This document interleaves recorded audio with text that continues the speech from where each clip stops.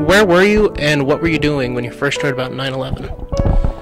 I was a senior in college. I was sitting at my house actually, and I had an 8 a.m. class. And for some odd reason, I had actually turned on the news that morning, and I turned it on just as the second tower was being hit with the plane and starting to crumble. So I was wearing a black hoodie and some jeans, and I remember walking over to campus and got to my class. It was an 8 a.m. speech and debate class, and the professor was like, hey, this is what's going on, so if you guys want to stay and talk about it, we can, but there won't be class today. Where were you on the day of 9/11 when it happened, and what were you doing? I was here at Arvada High School, and I remember hearing about the airplane hitting the building as I was listening to the news on my way into the building. And yeah, now remember, oh my God. Oh my God. That looks like a second plane. Terrible. I did not see a plane go in. That just exploded. And I sat here with my first hour class, and we had it on the television. Your knowledge from? How much time do you have in a pilot? It was another Oh no, okay. explosion. And it was quite disturbing when I watched one of my students' expression on his face when the first tower collapsed, and it was just this look of absolute horror on his face.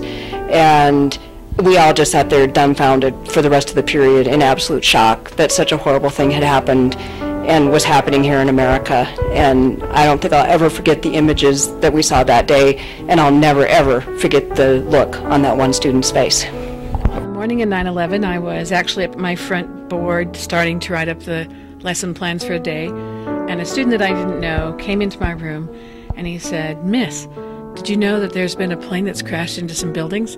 And I didn't know this kid, so I looked at him and I said, "Well, was that in a movie?" And he says, "No, it really happened." So we turned on the television, and there was the video. And then as we had classes, it was hard to know what my students needed. Some of them needed to watch it and get more information. Some of them needed to just have regular class and ignore that. And some students needed some time to process. And so very quickly, the other English teachers and I got together, and we had different rooms. If you just needed to do class, you could be in one room. If you needed to watch and be with other people and talk about it, that was in another room. And if you just needed to process quietly, that was yet another room.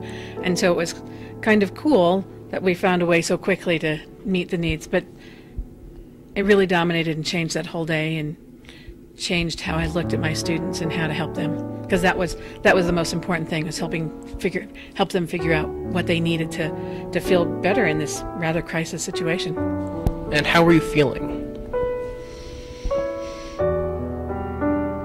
Honestly, I worried about how my own children were doing. And I just spent the whole day with my kids, holding them and watching, and we held each other, we cried a lot, and we just spent family time.